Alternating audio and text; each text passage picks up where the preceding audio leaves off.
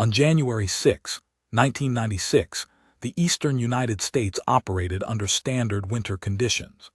Interstate highways from Virginia to Massachusetts remained open with typical snow-clearing protocols in place. Commercial aviation maintained scheduled operations across regional hub airports. The National Weather Service tracked a developing low-pressure system over the southern Appalachians, issuing winter storm watches for portions of the Mid-Atlantic corridor. Surface temperatures ranged from 28 to 35 degrees Fahrenheit across the affected zone. Road salt inventories stood at seasonal levels. The storm track suggested a coastal trajectory, with precipitation beginning January 6 and continuing through January 8. Standard winter mobility assumptions remained in effect. Highways would experience delays but remain passable, airports would maintain reduced schedules, and municipal infrastructure would manage accumulation through established removal protocols. The eastern United States between January and March experiences recurring winter weather systems, with seasonal snowfall totals varying by latitude and elevation.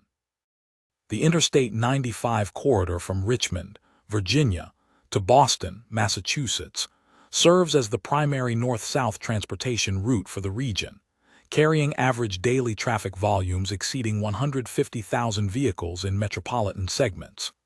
This corridor connects Washington, D.C., Baltimore, Philadelphia, New York City, and Boston, representing a continuous urban network with combined population exceeding 50 million. Winter precipitation in this zone typically arrives as discrete storm events producing 3 to 8 inches of snow, manageable within existing municipal snow removal capacity. State and local transportation departments maintain fleets of plow trucks and salt spreaders calibrated to these norms. Commercial aviation operates through major hubs including Dulles, BWI, Philadelphia International, Newark, LaGuardia, JFK, and Logan, with winter weather protocols allowing continued operations during moderate snowfall. The region's electrical infrastructure consists of overhead transmission lines crossing rural and suburban terrain, with ice accumulation representing a known but infrequent hazard. January 1996 followed typical seasonal patterns prior to January 6, with no unusual atmospheric conditions or infrastructure stress indicators. On January 4, 1996, meteorological observations identified a low-pressure system forming over the Texas Panhandle.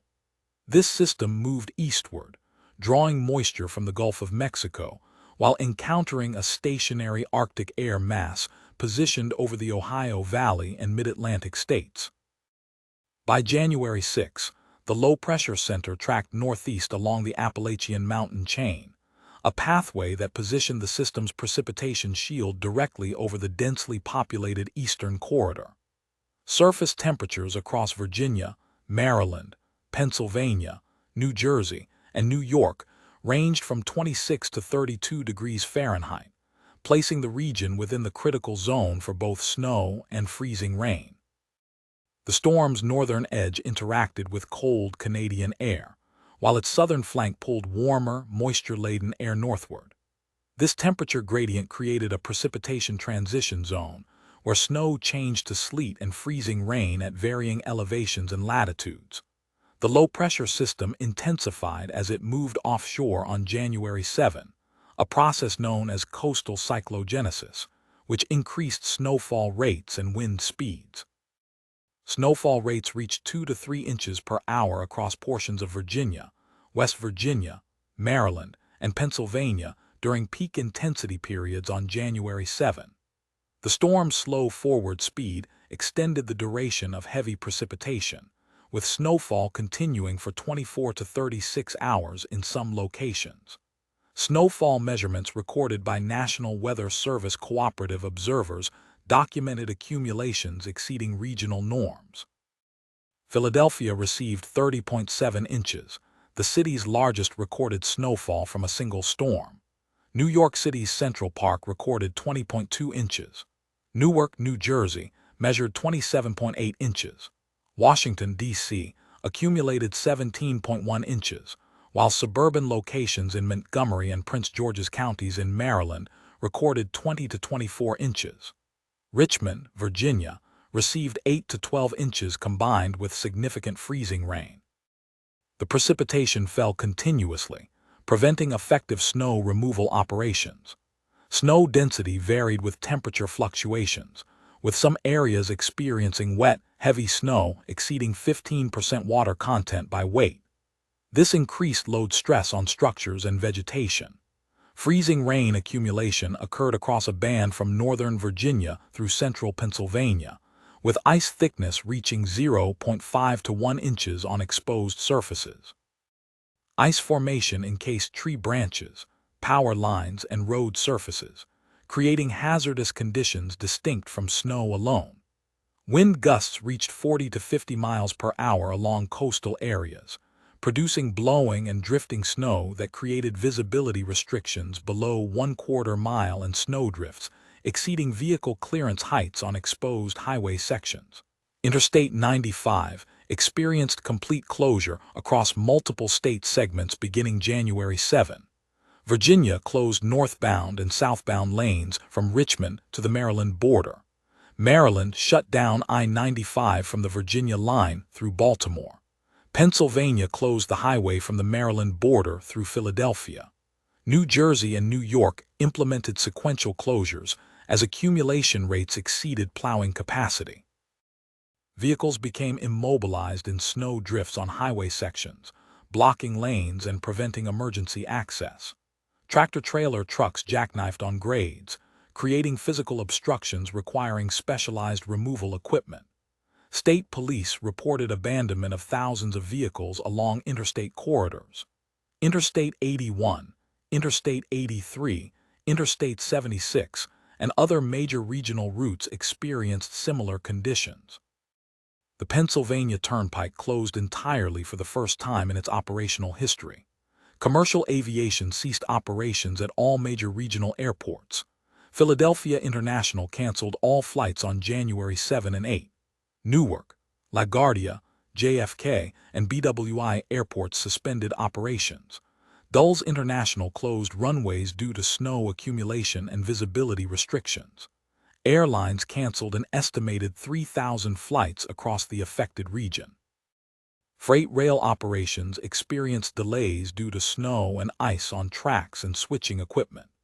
Amtrak suspended passenger service on the Northeast Corridor between Washington and Boston. Electrical transmission and distribution infrastructure sustained damage from ice accumulation and wind stress. Ice loading on overhead power lines exceeded design tolerances in areas experiencing combined snow, weight, and freezing rain. Tree branches weighted with ice fell onto power lines, severing conductors. Utility companies reported outages affecting approximately 4 million customers across Virginia, West Virginia, Maryland, Pennsylvania, New Jersey, and New York at peak impact. Restoration crews faced access problems due to impassable roads and ongoing precipitation.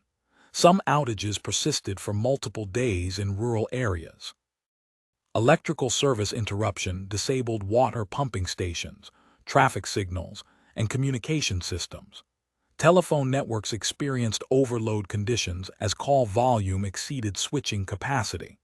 Cellular telephone systems, less common in 1996, faced tower power failures. Municipal services experienced workforce mobilization difficulties as employees could not reach duty stations. Snow removal operations required 24-hour shifts but faced equipment breakdowns and fuel supply constraints. Emergency medical services reported delayed response times and inability to access certain locations. Hospitals prepared for power outages and activated backup generator systems. Food distribution networks experienced interruption as delivery trucks could not operate on closed highways. The storm directly affected population centers containing approximately 70 million residents across 10 states. Official estimates indicated that several million people experienced mobility restriction for periods ranging from 24 hours to multiple days. Stranding incidents occurred on highways, with occupants remaining in vehicles for extended periods before rescue or self-extraction. The National Guard deployed in multiple states to assist with evacuation and transport of stranded motorists. Shelters opened in schools and public buildings to accommodate individuals unable to return home. The storm resulted in 154 direct fatalities across the affected region, with deaths attributed to traffic accidents, exposure, carbon monoxide poisoning, heart attacks during snow removal, and other storm-related causes. Indirect fatalities continued to accrue during the days following the storm due to delayed emergency medical access and overexertion. Property damage estimates exceeded $3 billion, including vehicle damage, building collapses from snow load, and infrastructure repair costs. The duration of transportation paralysis ranged from 24 hours in some urban areas to 72 hours or more in rural and suburban locations. Interstate highway reopening occurred gradually between January 9 and January 11, as snow removal operations progressed and weather conditions improved. Snow and ice removal operations across the affected states required approximately 1 week to restore normal transportation function. Municipal and state transportation departments deployed maximum available equipment resources, with some jurisdictions requesting assistance from neighboring states and federal agencies. The U.S. Army provided equipment and personnel for snow clearing in several locations. Disposal of accumulated snow presented logistical challenges in urban areas with limited available space for snow piles. Melting of the snowpack occurred gradually over subsequent weeks, with complete clearance in some areas not achieved until late January or early February. The Federal Emergency Management Agency declared disaster areas in multiple states, enabling federal assistance for recovery costs. State transportation departments conducted post-event reviews of snow removal protocols and equipment adequacy. The National Weather Service documented the storm in official records as one of the most significant winter weather events affecting the eastern United States in the 20th century.